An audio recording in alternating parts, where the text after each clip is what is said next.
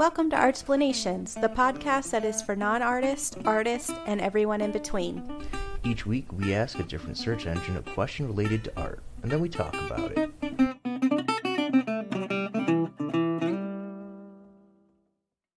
Hello, and welcome back to the podcast. I am Andrew Malcheski, and with me is Joanna Bolsons. And today we're going to be talking about an incredible artist, Mr. Keith Haring. Yeah, we both love Keith Haring and his work. We've been really excited about doing this episode. We've been talking about doing it for a while, so we're really excited to finally record it. We chose to do this episode on Keith because we're both kids from the 80s and 90s, and so we grew up with his work. It's just part of our childhood. Yeah, you would probably recognize his work from the Madonna music video where she's wearing a blazer and a pantsuit kind of thing in his designs, or from your public television Sesame Street where there were 3 animations that were based off of his drawings. Yeah, I mean, even if you don't know his name, when you see his famous Radiant Baby, you know that work, or his barking dog, you know his work. You might not know who he is, though. Yeah. So we are really excited to be talking about Keith Haring. So a little background on him. He's from Pennsylvania, and he graduated high school in 1976, and he had enrolled in the Ivy School of Professional Art in Pittsburgh, which is a commercial arts school, but he dropped out. He realized commercial graphic design wasn't for him, so he moved to New York and went to the School of Visual Art, SVA, and this is where he found a community he really felt like he belonged to and he was excited about more so than at his previous school. And in New York, he made friends with people like Kenny Scharf and Jean-Michel Basquiat. You know, he really found where he belonged. Yeah, and it wasn't just that he found those artists at the school. He was also part of like the hip hop scene of the time. Yeah. And a big part of street artists and graffiti artists. He was in that scene. He loved hip hop. He loved breakdancing and that culture, but he was also very aware that he was a white male and he did not want to be what we now call a culture vulture. He didn't want to take away from that and make it his own because he knew that was a Black community and a Latino community thing with the breakdancing and the graffiti art. He didn't want to be the white guy that appropriated it and made money off of it just because being a white male, he's accepted automatically in the galleries. And I think that's important to touch on because that's really one of the few times that you see a white man acknowledge that it's a different culture and that he shouldn't do that. Yeah, I think it stems from works like Cindy Sherman, who did such amazing work on like the male gaze and really brought that to light. Mm-hmm. We know that he was very much aware of those kind of artists and their work. And yeah. I think the other thing is that if you look at his entire body of work, he didn't want to be someone who took from a community. He wanted to be part of that community. Yeah, he was very community oriented. I mean, down to helping kids and going to schools. Mm-hmm. And even, I mean, I guess this is a good segue into one of the things which really boosted him into the public eye was that he would do these subway drawings. And this was a way for him to still be a graffiti artist and part of the community, but he wasn't doing it in the same way that the traditional graffiti artists were doing work. And it was kind of his own way to put his own mark on things. And what he would do is he would take white chalk, and in the mid-'80s to the 90s, when there was an advert in the New York subway that wasn't being used, they would just put black paper over it. And this black paper was literally a chalkboard for him to draw on. And it's also the idea of he did not like the exclusivity of an art gallery. He really, truly believed that art is for the people. And what is more crowded and more frequented in New York than the subway?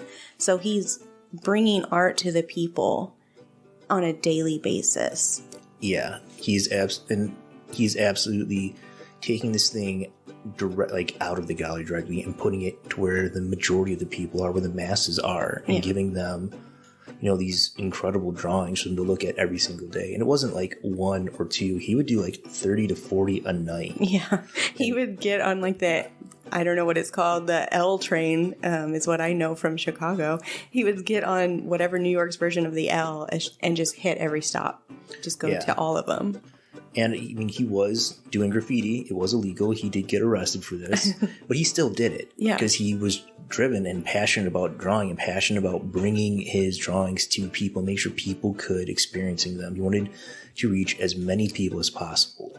And speaking of bringing it to every single person he could, at his own openings, people would, hand them the brochure or, a book or something for him to sign, and he would draw on them. He would take the time, whatever it took, 10 seconds, 30 seconds, whatever, to draw specifically for them. And the gallerist and his own curator, whatever, they would get super mad at him because they make a living on exclusivity, and he was disregarding that and refused to let exclusivity be a part of his work and who he was as an artist. Yeah, I've seen a great video in one of the documentaries on him where this kid walks up and hands him a skateboard, and he spends like 5 minutes drawing on the skateboard for him. And this is like a packed event, like red carpet. He's getting out of like a limo or something. And this kid runs up and hands him a skateboard. He's like, oh yeah, I'll take 5 minutes and draw on this. And he was, even when he was using like, he had a solo show at Soho, and he was, in these biennales all around the world, he would still go into the subway and do his drawings at the subway. He was still doing that stuff at the height of his career, which most artists, when you hit that, you're like, I don't have to do that anymore. I paid my dues. I'm out. I can work in my air-conditioned studio now. Right. And he was still very much in the subway doing that same thing because he was passionate about that. What I love, too, is just how he treated kids. There's a couple of interviews of kids that grew up with him. They either knew his friends or, just were somehow in his circle because of their parents. They've all said he never talked to them like they were below him. He would get down on their level. If that meant getting on his knees or sitting in a kid's chair, he got on their level and he talked to them like a normal adult. He never belittled them. And if you see videos of him at the New York public schools helping them do murals or whatever it was, he was always just eye level with them and kind of ignored all the adults around. He really wanted them to feel like it was their work and it was part of them. It wasn't this thing that Keith Haring's doing just to get publicity. It was, no, it's your piece. What do you want to do? Yeah, that's a really good point. Like you can tell that he cared about being inclusive of the people he was working with. Yeah.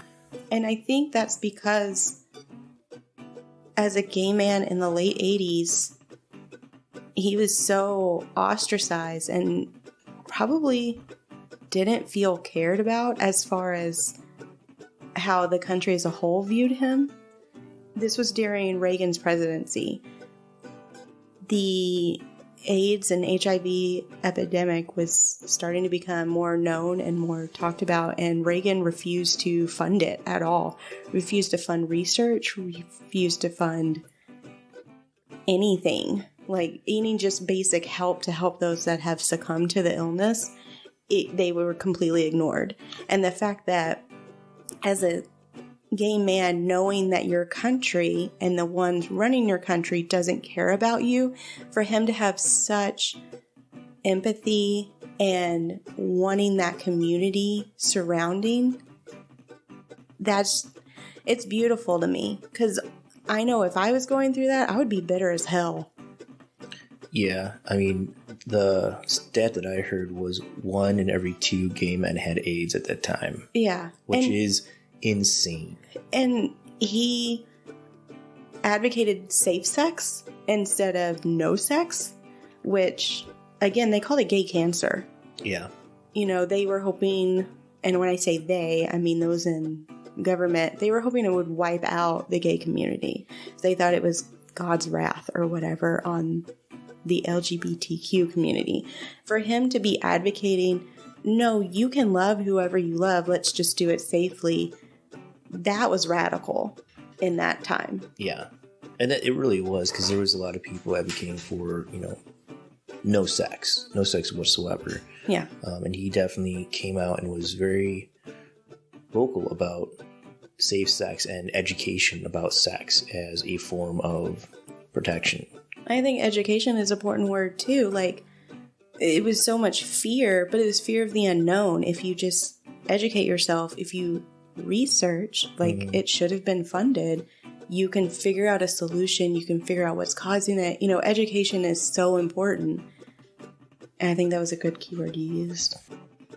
So that's a good segue into his bathroom mural. This was a mural that he was commissioned to do in, where was it? In the West Village. I believe it was I think it's now a center for gay liberation and LGBTQ rights.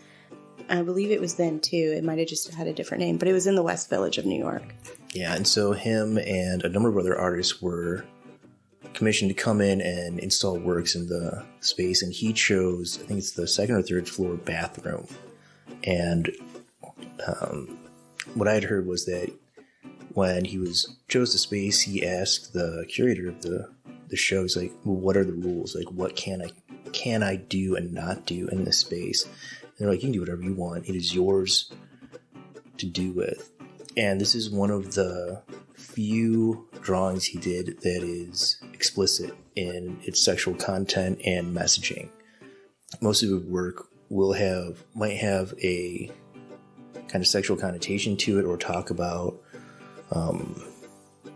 issues that are related to sex, but this one has it's extremely graphic. It's graphic in its expression. It was done in the mid 80s, and so it was during the height of the AIDS epidemic as well. And to have something that is, this sexually graphic thing and a celebration of gay love.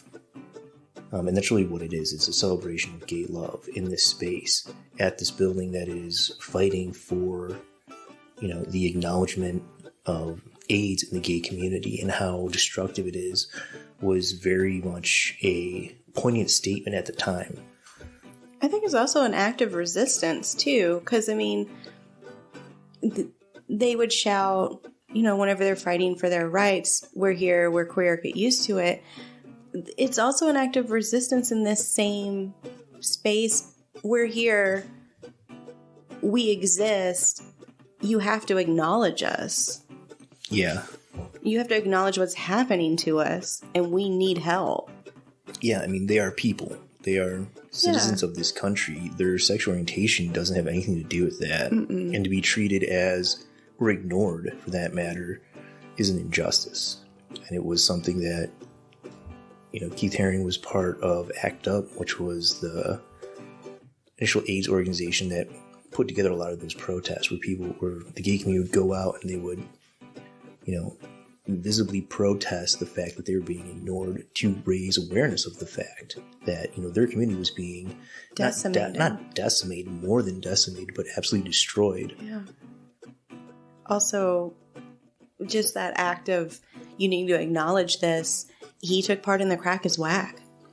Yeah. He was screaming, our boroughs, our cities, our community is being decimated by this drug, which now, side note, I watch a lot of true crime. Now they have acknowledged that some police officers were supplying crack into these communities, hoping to get rid of certain demographics. And he was shouting, like, we need help. This is something that our community is getting destroyed by, and again, you said earlier, his graffiti, he was getting arrested for it. Now it's being preserved by the city that chose to ignore him and arrest him before. They're now preserving his work and saying, oh yeah, crack is whack. We should save this mural. Keep it up. Yeah. So he did a mural in 1986 called Crack is Whack. It is on 2nd Avenue in the East 128th Street of Harlem in New York. Very much the community where they were it was an epidemic. in that community. And they were vilified for falling victim to this drug. And I think that's important to notate too. Yeah. And so Keith Haring, as he does, went out and did a mural in this community saying crack is whack. And when he was doing this mural, he was arrested for graffiti. And now that mural is a protected site. It is the Crack is Whack mural. They use city funding to upkeep it. Yeah. And we're trying to point out the irony here. Yeah, and this is something we've talked about before. It's that cycle of the artist where you start off on the outside and the institution hates you and is against you. And if you're good enough, the institution realizes, oh, wait, no. We made a mistake. And now you become the institution. Unfortunately, Keith didn't live long enough to become the institution. Spoiler alert, he died young. He did die. He died actually I have his date. He died on February 16th, 1990. And he did succumb to complications from HIV, AIDS, whatever you want to call it. And that was kind of a big blow to the community because he had spent a lot of his time advocating for safe sex. And it was like, oh my God, if this guy who's such an advocate for safe sex and practices it can still get AIDS, what is going on? And they still didn't, at that point, they still didn't know, like, how is it transmitted? How are these things passed around? It's 2021, and they are just now coming out with medicine to help suppress HIV so that you can have a healthy physical relationship with your partner without the fear of passing it to your partner. And that's 30 years after his death. Just 21. 1990 to 2021. It's 30 years. Math, you fool me again. I'm just saying, just think of how much progress would have already been made if funding and research had been done when they were advocating for it. And once they started the research, they realized relatively quick that it was a sexually transmitted disease. And if they had known that in the 80s instead of, the mid-90s, how many people could have taken precautions to protect themselves? I think they did know. I think they didn't realize how you can get it other ways because there were blood transfusions. Like, I remember a case from one kid got it from a blood transfusion because they didn't realize, oh, if I take it from a straight man or a straight woman, right. They could still possibly have it. Like, it was very vilified on the gay community. True. Who's that basketball player that got it from a blood transfusion? Magic Johnson. Like, there you go. Like, when he got it from a blood transfusion, they were like, oh man, anybody can get it. Did he get it from a blood transfusion? That's what I read. Oh. I just remember that there was news that he got AIDS or HIV. He was HIV positive, and then it magically got cured for him. I was also not paying attention to the sport people as I do. If it's not fantasy horror baseball, I am not interested. No, I read that he got it from a blood transfusion. I could be wrong. Could be remembering it wrong. I was a kid when it happened. But just that idea that it's not solely in the LGBTQ community. Right. It's not a gay disease. It is a disease. It doesn't care. It doesn't matter who you are. You can catch this thing. What matters is how it's transmitted and what it does. And because there was no funding, because they were like, it's a gay disease. That information, how many people suffered because of it? Exactly. I think we should circle back to the Crack is Whack mural because of the line work in that. It's... Well, not just that mural, but his drawing. He didn't just do murals and paintings. He drew prolifically. Yeah. And he used the same kind of iconography and line work in all of his drawings. It was like a modern day hieroglyphic. Yeah. And it's interesting because it's busy, but it's not. There is an incredible amount of balance in his work, that the line work is balanced with a negative space, and you get this sense of movement throughout the piece that your eye travels around the piece, but it never gets tired. It doesn't get bored. Yeah, that's a good point. It never gets tired. It never rests anywhere, but it's enjoyable. Yeah. And it's not like some pieces you can get lost because it's so busy, and some pieces you kind of get stuck because there's nothing to look at and you're like, okay, whatever. But it does fit that balance where like you move around to these images and there's simple line work, but it's engaging and it's not static. It's vibrant. It moves. Like there's energy in the piece itself. And he never did sketches. He would go into this with, I'm assuming, an idea in his head, but he never did preliminary sketches or anything. Yeah, that is the one thing that everybody always says about him. Whether he was doing a skateboard, a mural, something in the subways, he would walk up, he would draw, and he would be done. And so that's something intrinsic, like within himself, that he just knows this is what I want to do.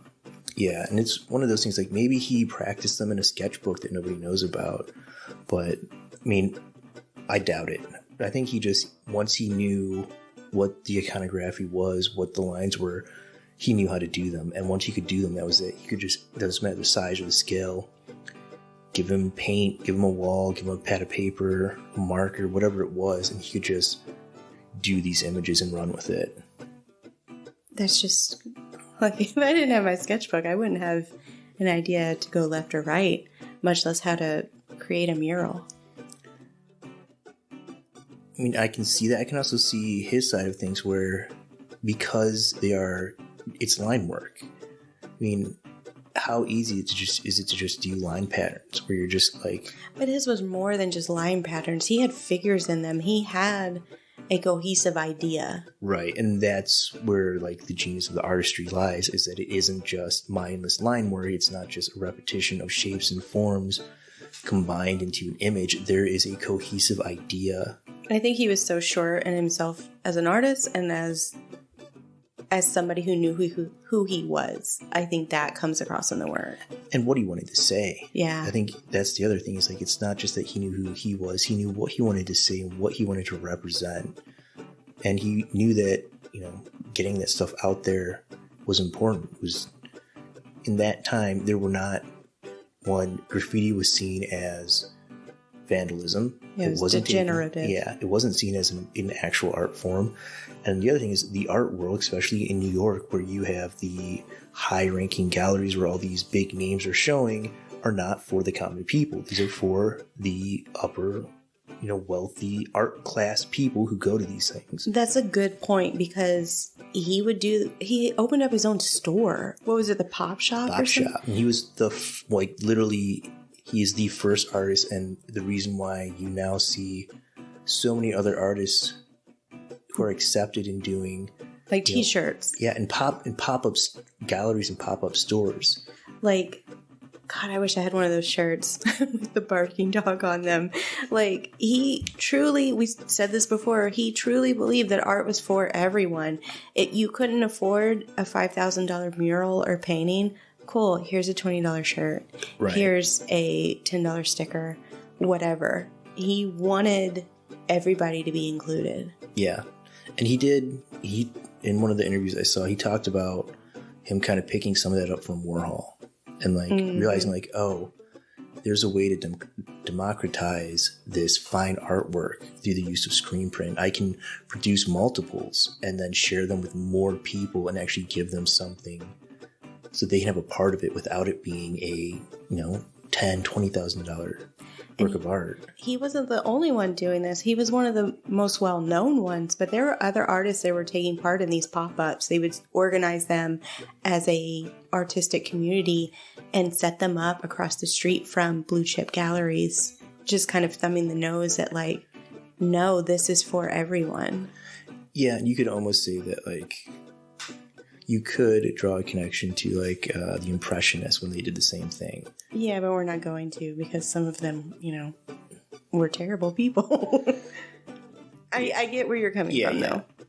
But yeah, and that idea of the pop shop is something I've seen represented in street culture, of skateboard shops and streetwear, and artists doing graffiti style work in small skate shops, or having little one night galleries of their work, of that kind of work. Yeah. On a First Friday or First Thursday. Well, you could draw the connection to Lautrec as well. He was doing the posters for Moulin Rouge, And now, because he has become well known and he was accepted posthumously, now those same posters that would have been, covered up with another poster a week later are hanging in the Louvre. Yeah, but I think it's slightly different because he was doing that as part of a job, whereas Keith Haring, he was already basically in the Louvre and then doing it. Oh, good point. Yeah. And that's the thing, like, to be the person making, $10,000, $20,000 for your drawings, and then to take and put that on a t-shirt when you could be making $10,000 or $20,000 for that drawing if you didn't put it on a t-shirt, if you didn't make 100 of them and sell them for 20 or 30 bucks. You're not going to make $10,000 off of t-shirts. Like, you are if you want to look at the hard numbers, you're literally devaluing that image by not making it exclusive. I think that's what makes him so great, is he did not care about the exclusivity of artwork. And I think that's what we're going to keep circling back to in this whole episode. He was for the people. Yeah, and it's one of the reasons why I am such a big fan of his, is because, that same thing I had heard that his scholars had told him, you got to stop drawing on things. You're driving your prices down, and he wouldn't. Yeah. Like, he wouldn't. I mean, his images were on Sesame Street. It's public access television for children. It was done after his death, but it was okayed by his foundation. Am I correct? Yeah. The illustrator who was in charge of doing all the illustration for Sesame Street and their animations worked with their foundation and took his images of, like, the Ratatouille baby or the barking dog and created 3 animated shorts that utilized that imagery. And that's the dancing figures. That's what I remember mostly. Yeah, and that's one of the reasons why when I think of Keith Haring, I remember it from watching Sesame Street first, and then later in college and, school, seeing his work and being able to, like, I've seen that. Yeah. I recognize that. I was like... But just the 3. idea that that his foundation, and I'm sure he would have been okay with it because of the work he did in New York City public schools. Sesame Street is on public access. You do not have to pay for any kind of cable, satellite, whatever. If you have a television, you are able to view this educational program as a child.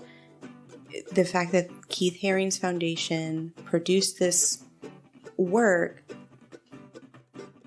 that's just all-encompassing of who he was. Yeah, it really is. And, knowing how, his love of working with children, of bringing the arts to the next generation. And he was really progressive, too. He did that animation in Times Square. Right. So in Times Square in the 80s and 90s, they had this massive electronic display.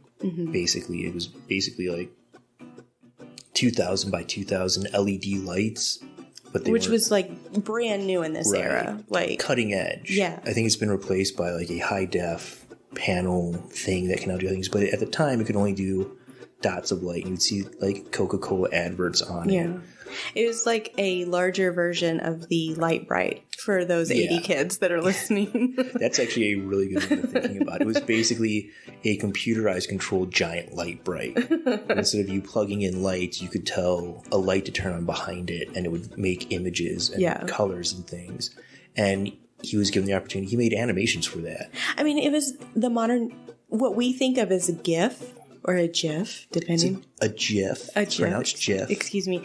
It was that era's version of that. Yeah, that's probably a good way to think about it. And it was so new, and I remember did I read it? No, it was in that documentary we watched the other day. That lady was talking about how she was explaining the board to him, and she said his eyes just got so wide and bright, and he just got so excited about it. He was so progressive in his work, and he wanted to keep pushing this idea of bringing art to as many people as he could. Yeah, and I mean, he did a lot of drawings, but it's not the only thing he did. He did, animations, he did sculptures. He was really open to using any medium to get his work out there and working with anybody. Like I said in the beginning, he did clothing design for Madonna in one of Madonna's videos. He did body paint on Grace Jones for one of her was it a concert or performance. some performance? And it was like 2 separate occasions, I believe. And each time they were different because that's just who he was. He was constantly thinking of new things. Yeah. And I mean, he was a big part of that one gay club in New York, and I can't remember what it was. But they would have single nights. No, it was anybody was welcome night. Yeah. Like Friday was like it wasn't gay just, or straight. Yeah, you could go in. It was a club that was inclusive of everybody. I just remember his boyfriend at the time wasn't very as outgoing as him, I guess I should say. He was more like you. He would sit and talk with their group or whatever, whereas Keith would dance all night and he would make friends all night and he would come back and, check in with his group, but he would just be so sweaty from dancing and just visiting with everybody. And that's just who he was. He wanted everybody to be having a good time. He wanted everybody to feel cared for and thought of and embraced. Yeah, and I like the fact that, there's documentation of him out there as this guy who was out there dancing and getting sweaty and having a good time and running around, because when you see pictures of Keith Haring, he looks like a middle-class white boy nerd. He's got these big glasses and he wears denim jackets. I think he's so cute. He's like the cute little nerd, though. Yeah, but if you saw him at a table of nerds playing D&D, you'd be like, yeah, that guy's been there for 5 years. Totally makes sense. But he was outgoing. He was very much outgoing. Like that image, that stereotype doesn't fit him.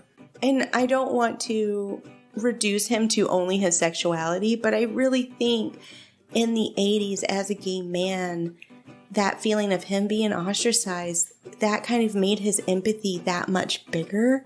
And so it made him want to embrace everybody because he was probably feeling so ostracized. He was probably like, no, this person needs to feel loved because I know how it feels to be thrown to the curb. Yeah, and I mean, it's not about coming back to the fact that he was a gay man. It's the fact that the point in time that he lived in where he rose to prominence, he was making work that was very much about that. That was a huge part of his life, a huge part of who he was, and he didn't hide it. He didn't, he wasn't closeted at all. He was very much out and open and public about his sexuality and about his beliefs about it. And New York in this time wasn't the pretty, bright, lit New York we think today. It was dirty. Like right. The smog alone made everything just look so brown. Yeah, there's some interesting pictures you can find of like Times Square in the 80s, and you can see it was not a safe place to be for a person walking around. It's not like the glitz and glamour in New York. I think they did a big cleanup in the 90s and kind of push all of that stuff out of the downtown area. Which has its own problems in itself, but... Not for this episode. Yeah. I think... I do want to say, since we're talking about, Keith Haring and homosexuality and living in New York, we did an episode on Felix Gonzalez Torres, and they were both contemporaries. And I tried to find any kind of crossover, since they were both gay men in the 80s and early 90s making artwork. And I could not find a single piece of evidence that they had any kind of interaction, they ever worked together, hung out together, or anything, which I thought was really interesting, since they were both making work in New York. They were both widely shown nationally. I think it's because, one, Felix's work was more conceptual, and yeah, he was for the people as well, in the fact that you could take his candy home, but he was more conceptual, and he was definitely more gallery based, whereas True. Haring was more the punk kid that was running the streets, but also this was pre-internet, it was pre-cell phone, so they might have seen each other out in the clubs. They might have even been friends. There's just no photo evidence because, again, pre-internet, no cell phones around to snap this candid shot really quick. Yeah, they could have known of each other or across paths and not been in the same circles, like socially. Yeah. Hell, they could have hated each other. We don't know. Yeah. But I thought, since we had talked, there are a lot of similarities between Keith Haring and Felix Gonzalez Torres. I thought it would be remiss of me to not mention that I did look for any kind of interaction with them, because it seems to me like, yeah, if you took artist A and artist B and they came together and collaborated on because they are speaking of the same issues, just in vastly different ways, which is very interesting. Yeah, which that actually might be a kind of cool retrospective to look at. Compare and contrast? Yeah, like what are the different ways that this subject was tackled? You know, how do you speak out about social injustice when you're being ignored? Mm-hmm. You know, as an artist, what are ways that we can do this? I think that would be a very interesting future episode. How to cite a political movement and a cultural revolution through your artwork in different ways. Well, I mean, we said it before, all artwork is political because every viewer takes their politics to the work. Yeah, and every artist has a political viewpoint that they're drawing from. Right. I think a good closer too, and I would hate to have this episode without discussing his triptych. It's a bronze triptych and it's titled Altarpiece. It's considered his last work that he ever did. Completed weeks before he died. He died again in February of 1990 due to complications from HIV/AIDS. And it was cast posthumously. So for those that don't understand the process, he carved the work into clay, but they didn't actually cast it in bronze until after he died. So again, I think that's why they consider it his last work. You know, he might have been drawing the day he passed away, but because it wasn't fully finished until afterwards, and this is considered his last piece. And you can see it at the Denver Art Museum. And which I haven't been to, and you've actually seen this piece. Yeah. It took my breath away, to be honest, because again, growing up as a kid of the late 80s, early 90s, I always thought of his work as very flat. It was stuff you saw on Sesame Street, or it was stuff you saw on a subway, very flat, very hieroglyphic-like. This was a bright metal piece. It's still his hieroglyphics in it, but it recalls like the Christian altar pieces or the devotional shrines of deities from other world religions, which I think is just so poignant that this was his last piece. These politicians were using religion to justify his death, and his last piece is saying, no, my legacy will remain. I am a person and I deserve love and respect, and here is my piece announcing that to the world. And in the piece, his usual dancing figures are very Christ-like, and they are lifting his radiant baby up for the world. I don't say this often, but it literally made me stop in the museum, which takes a lot to do. We have very different styles of visiting a museum, and I do wander slowly, but usually I can kind of amble my way through. This one literally made me stop and stare for a good 10 minutes because I'd never seen his work in the round like that. Yeah. It's beautiful, and if you are in the Denver area and you don't see it, you are missing out. Absolutely. Yeah, and I mean, something we didn't even touch on is also he's an artist making work in the early 80s and 90s, which means he is at the end of the Cold War, where there's a very real fear of nuclear holocaust from Russia and going to war with Russia and this fallout from it. And so the rated baby we talk about now, you might see it. It doesn't have the same kind of emotional connotation of this idea of the next generation is going to be irradiated. It's going to be affected by radiation from nuclear holocaust, basically. And so him lifting that up, kind of your fear is being lifted up by this religion. There's a lot of different ways you could take that piece. Yeah, and it's, again, harkens back to his idea of the children are the future. Yeah. And lifting this child up, like, why are we fighting? We all have kids that we care and love for and we want a better future for. Yeah. I can't say enough nice things about Keith Haring. He's one of my favorite, even if I don't, which I do love his work, but even if I didn't love his work, I love who he was as a person and as an artist. We've talked a little bit about how that makes a difference to us when we view artwork, knowing that the artists themselves doesn't suck as a They're person. Not jerks. Yeah. It makes a difference for me when I view someone's work, knowing that, oh, they were actually a caring, thoughtful, interested person and not someone who was, trying to exploit every possible avenue to make as much money as possible. Yeah. So hopefully we've done him justice. And if you didn't know who he was, you will check him out. Yeah. The Keith Haring Foundation website, which we'll put links into in the show notes, is an excellent place to find out more about him. They have a wonderful biography on him, which goes over his life.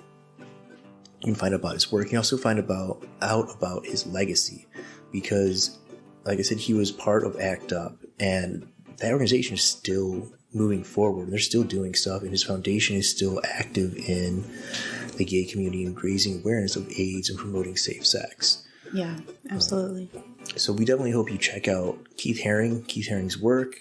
His foundation. Look at, we didn't even touch on his international success, because he has made murals all across the world.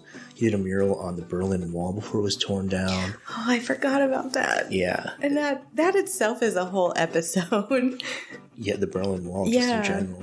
And so there's so much that we didn't really touch on in this episode. So definitely check him out. He's one of those artists who I think... He's so accessible. Yeah, instantly relatable. Like, you can look at his work, you can look at him, and you're just like, I get it. Yeah, I'm right there with you. Yeah. Thank you for listening. As always, I am Joanna Bolsons.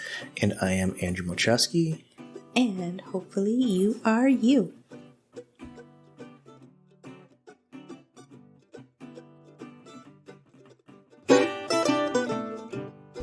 Thank you for listening to our podcast. It means so much that you would take the time to listen to us.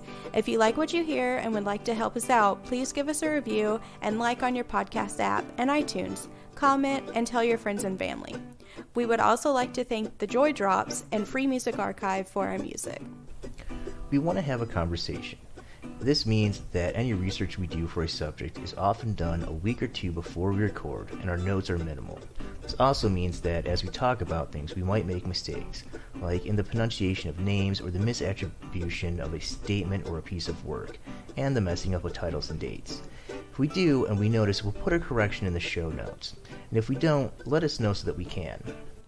The best place to contact us is on our website, www.artsplanations.com. There you can find out more about us, the show, and each episode. You'll be able to find every artist quote and most of the specific vocabulary we use in each episode, as well as a list of upcoming topics. We invite you to join the conversation, so please let us know what you think. If you have suggestions or topics for discussion, you can let us know at our website, www.artsplanations.com. If you are curious about our artwork, the best place to find is on our Instagrams. I'm at Andrew Malczewski. That's at AndrewMalczewski. And I'm at joanna.bolsons.artist. That's JOANNA.BOLSINS.ARTIST. These links and others can be found on the Artsplanation website. That's www.artsplanations.com. www.artsplanation.com.